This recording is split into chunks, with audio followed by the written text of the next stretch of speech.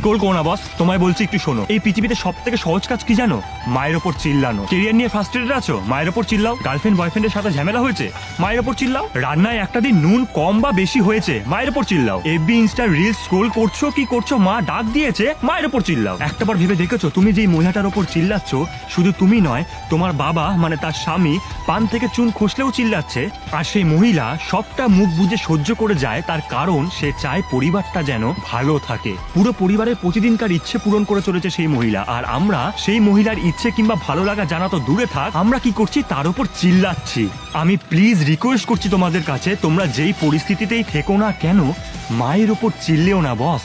মাও কাঁদে, মায়েরও কষ্ট হয়, সবার আড়ালে কাঁদে মা, তোমার চিল্লানোর জন্যই কাঁদে।